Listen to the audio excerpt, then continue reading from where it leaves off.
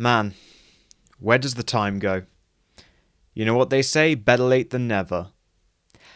Hello everyone, this is Venom Geek Media here, and today, well, by the title of the video, you know exactly what I'm going to be talking about, and you will know that it is long overdue. In fact, it is overdue by, would that be, 4 to 5 years overdue, perhaps? Yes, today we're going to be taking a look at the United Earth fleet of the Romulan Earth War. Why have I put it off for so long? Well, because actually, my thoughts and opinions have changed quite a lot over time. My idea of what the United Earth fleet actually looks like, how it fights, that's changed. And that's really changed because I've more coherently in my own mind formulated an idea of what the Romulan Earth War looks like. Bearing in mind, of course, it was the first battle space project I ever did, and so with that it's got a lot of rough spots. People still seem to like it, so I must have done something right, but there are things that I would probably change. Not the grand scale of the thing. I think overall I like the shape of the campaign and the war. What I would probably change is the details of actually how it was fought and some of the ships involved, because I kind of conformed a little bit too much, or tried to make it conform to what I knew, which is 24th century combat. So in this video we're going to be taking a proper look, a complete look at the ships of the United Earth fleet, and then next week we'll be looking at the Romulans. And of course, don't worry, this will include all the other ships that I've covered since then. And I suppose if you want to treat this as an in-universe thing, you could treat this like this is some new research, some more in-depth new research. Compare it to, modern World War II historical content compared to stuff that was made on like the Discovery Channel in the 1990s. And if people like this and if people are interested, maybe I might revisit the Romulan War, do some battle breakdowns. Let me know if that's something that would interest you guys. So without any further ado, let's get right into it. So the first thing to understand about United Earth fleet doctrine is that they have no fleet doctrine. At least to start with. They just don't have a fleet doctrine. They have never had to have a fleet doctrine before. So, yeah, they don't really have a fleet doctrine. They have a bunch of ships, and they need to work out how to use them together to defeat the threats posed by their Romulan counterparts. So really, we can just get straight to the ships.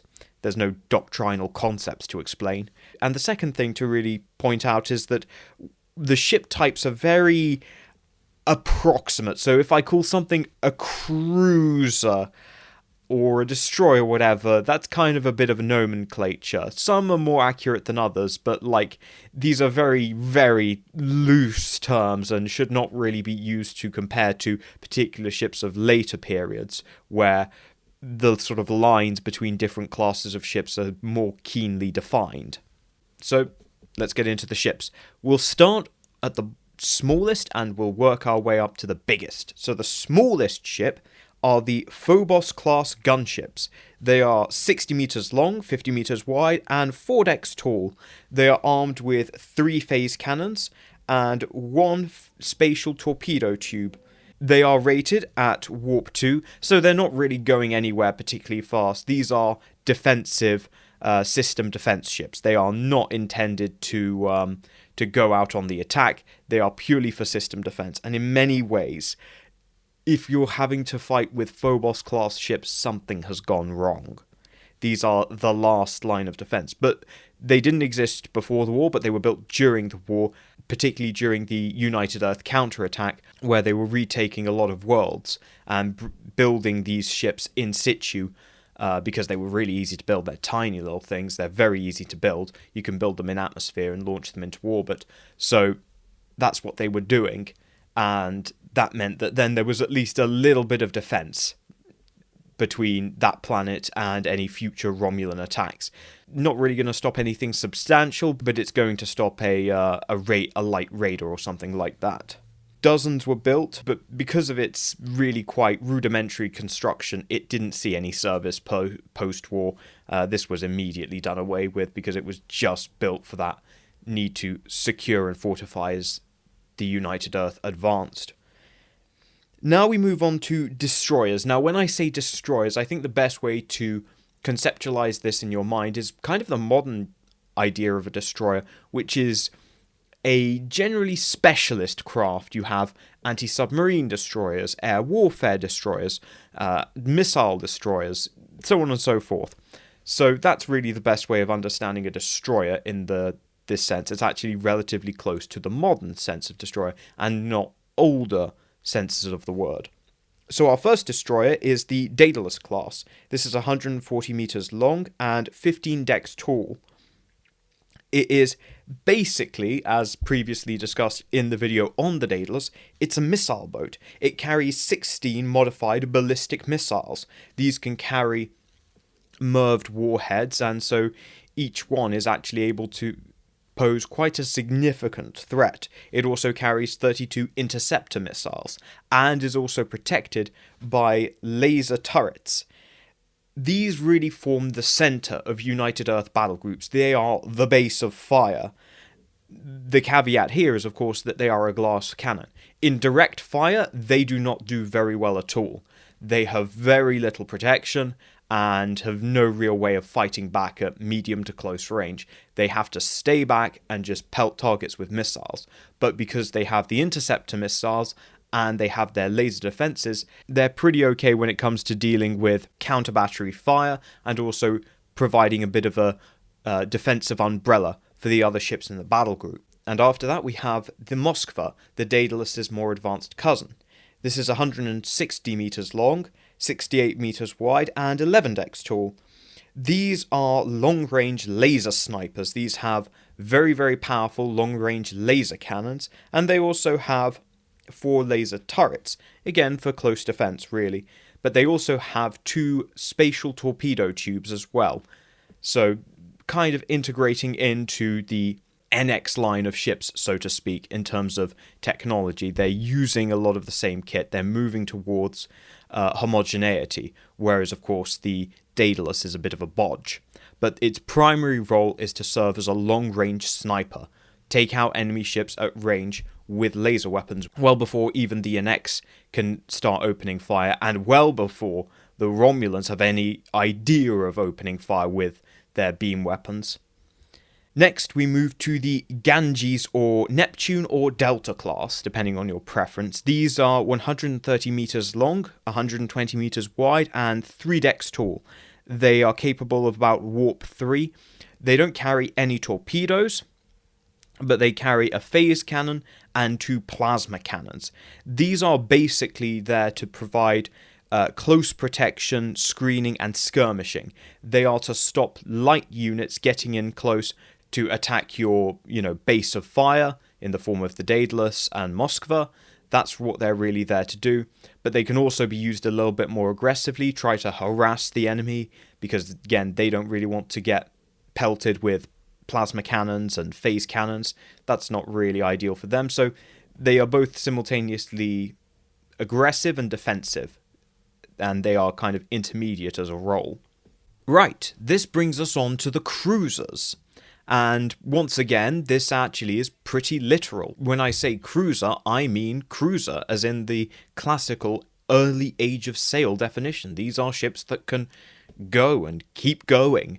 That's really what I mean. It's not really a case of weight or firepower, it's literally the ability to go out on long-range missions. That's what defines the cruisers. So the first cruiser is the Intrepid or Triton class. And this is 165 meters long, 130 meters wide, with 7 decks. It's actually quite a compact ship. It is capable of warp 3, maybe warp 4 at a push. And it is armed with 6 phase cannons, 4 torpedo tubes. It lacks any rear armament, so it is vulnerable if attacked from behind, but is really more of a defensive cruiser. Out of all the cruisers, it's actually relatively slow and not very maneuverable. So what it tends to do is hang back with ships like the Daedalus and the Moskvas to give them a little bit of close protection, because this thing is very hardy. This thing is well built. Out of all of the cruisers, this is the best at tanking damage. So it is really there to provide close protection and arguably kind of be the defining ship of the line. Next, you have the Freedom Class. This is 137 meters long, 85 meters wide, and is 3 decks high. It is capable of Warp 4 or indeed pushing Warp 5. It is armed with 2 torpedo tubes, 4 plasma turrets, and 2 phase cannons. This is the primary fast attack ship. It's got a real mix of armaments, so it's got phase cannons for direct fire, it's got torpedo tubes for that long range threat, and it's got plasma cannons which allow for kind of engaging up close and personal and just creating havoc, but also as its own means of defending itself from torpedo attack. So this is really a fast attack skirmish and screening vessel. It's also very, very useful in the reconnaissance role. So this is really what you would see prior to a full-on United Earth offensive, is the Freedom class running recon, possibly backed up by ships like the NX.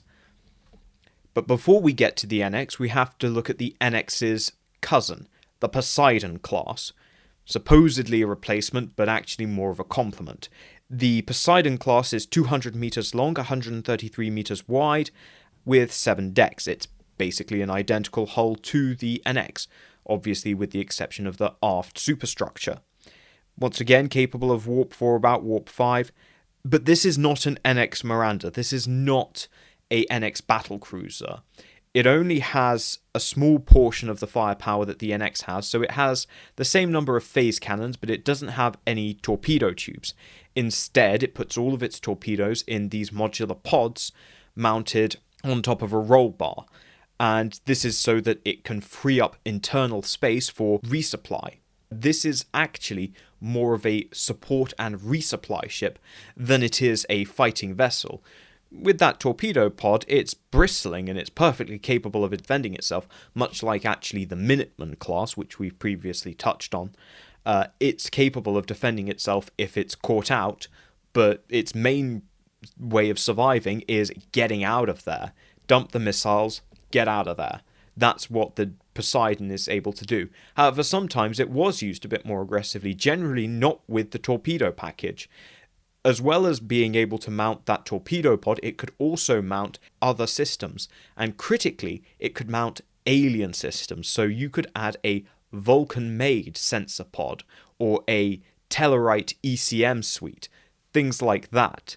And those really did help. It meant that suddenly the United Earth were reaching out and hitting the Romulans well before they previously could have, and that really disrupted things for the Romulans. Simultaneously, you've got them running around with ECM pods, and then suddenly the Romulans aren't able to hit them at the ranges that they used to. So they were a useful combat support ship, but were not by any means a frontline cruiser. They are really there to support the cruiser force and add some more strings to their bow, rather than serve as a direct action cruiser. Of course, topping off the cruiser force is the NX class, 225 meters long, 133 meters wide, with 7 decks. Capable of Warp 5 and above, it is armed with 12 phase cannons, 6 torpedo tubes, and is very, very, very maneuverable. Bearing in mind, as well as those saucer-mounted impulse engines, you also have those large rear impulse engines coming out of the engine booms. So this is a very maneuverable ship for its size, and certainly a hell of a lot more maneuverable than any Romulan ship of a similar size. Its role is really to serve as that long-range spearhead and win that engagement in deep space. Perfectly capable with its 6 torpedo tubes of missile dueling, but generally what it's looking to do is actually kind of form a bit of a defensive barrier, and once the Romulans turn tail, go in and chase them and not let them get away and regroup. That is an important thing for the United Earth, is making sure that the Romulans aren't able to reconstitute their force, because when it comes to the Romulans, for them losses are way worse than it is for United Earth, because it takes longer for them to reconstitute that force in that area because their ships are slower. So you can call for reinforcements, but those reinforcements are going to take longer. So if you can take out an enemy ship before it disengages, that's going to really help you going forward. Finally, we have, of course, the battleships, or a battleship in the form of the Yorktown class. We are not counting the Dragon class. I'm sorry, but melting your own face off in the attempt of melting your enemy's face is not a valid tactic. So, the Yorktown class. This enters service during the war, and it is 250 meters long, 145 meters wide, with 13 decks. It is armed with 14 phase cannons, so only 2 more than the NX, and 8 torpedo tubes, again, only 2 more than the NX, but it is protected with a full set of shielding. Other ships did have some shielding during the Romulan Earth War, but calling it even shielding is a little bit generous. This was good for, like, 1 hit, and 1 small hit at that. It wasn't gonna last very long. This ship was properly shielded, properly able to defend itself, including taking direct fire from Romulan-forced plasma beams, which when we cover the Romulans, that's a bit of a problem for them. So, now we move on to the problem of doctrine. Well, how do we take all these ships, many of which are nothing in common, and how do we get them working together in a cohesive military force? So, essentially you have 3 elements to your fleet. You have the base of fire, your close protection force or screening force, and you have your offense. Suppose you could imagine it almost like American football in that respect. Special teams, offense, defense. That's a good way of comparing it, I suppose. And essentially, really, it was left to fleet commanders to build battle groups. Generally, you're looking at a battle group of about 10 ships or less, so not big by any stretch of the imagination. But of course, during the course of the war, the numbers would escalate. Granted, only up to about 20 or so. And you were dealing then with the limitations of the command structure, and new higher organizations had to be generated. So an exemplar of such a battle group would be, let's say, you take 2 Daedalus, you get 1 Moskva, that's your base of fire. We have 2 Warp Deltas and a Intrepid, those are our close protection force. And then our offense is going to be an NX class, 2 Freedom class, and 1 Poseidon class. And that gives you actually a pretty well-rounded force in terms of the ability to put out a strong base of fire, the ability to defend those ships, and the ability to go on the offense. This is a well-rounded force that is able to provide a multi-vector threat. It's not just any single tactic that this formation will rely on. They've got a lot of strings to their bow, and this will greatly contrast with the Romulans. Of course, there's that old Ryan Macbeth saying, create dilemmas, not problems, and this is an example of how you do that. You create a multi-vector threat where turning to deal with one ship by exploiting its weakness is going to open you up to attack by the other ship. There were also some evolutions in strategic thought. Defense is not enough in this war. If you're finding yourself on the defensive, you're too late. You've conceded far, far too much initiative to the enemy, and the chances are they can just overwhelm you with successive waves. You must attack. You can't beat the Romulans at their own game. You cannot allow the Romulans to fight the war at the pace they want. You have to interrupt their play pattern and employ superior logistics to double your readiness and double your movement so that the Romulans are simply outpaced by how you fight the war. The Romulans are very content in the way that they have been fighting wars for a long time now, and so they're not expecting someone to suddenly change the game and actually outpace them. Really, to round things off, United Earth Doctrine, I think it's fair to say compared to Federation Fleet Doctrine, it's kind of its own thing. Starfleet Doctrine is quite different because, of course, it's not just incorporating United Earth Doctrine, it's also incorporating Vulcan, Andorian, Tellarite, some of which we've talked about as well. So it's incorporating all those things together as well, and trying to form something coherent out of that, rather than simply developing the United Earth thought. But it does see a few key themes that we'll see going forward. Maintain a spread of capabilities, and kind of create this blueprint of sandbox doctrine. This will happen time and again in the various conflicts that the Federation faces. They find that the best thing is to allow officers a lot of freedom to create forces that are best suited for the situations that they find themselves in. That applies here in the Romulan Earth War, it'll apply in the 4 Years' War, it applied in the Dominion War. You tailor your formations for what you need to do. And as well as that flexibility, another key aspect of that flexibility, what enables that flexibility, is the strength of your logistics. And that is something that the United Earth focused heavily on, with ships like the Poseidon and Minuteman class that were able to go right up to the front and keep their ships fighting, as well as that longer logistical tail with the United Earth Cargo Service, which of course played an instrumental part in United Earth winning the war. And this was just things that the Romulans simply didn't have. And that was the real wonder weapon of the United Earth. That was the United Earth's secret weapon, was their logistics. It's what enabled all of this to even function in the first place. So, thank you all for watching. If I don't see you again before Christmas, have a very Merry Christmas. And next week, Romulans. But until then, I'll see you all in the next video. Thank you to my members for supporting the channel. My glorious Navarchs, Tully DT, Rella, David Reeves, Macross Schaffer, and Sean Farrell.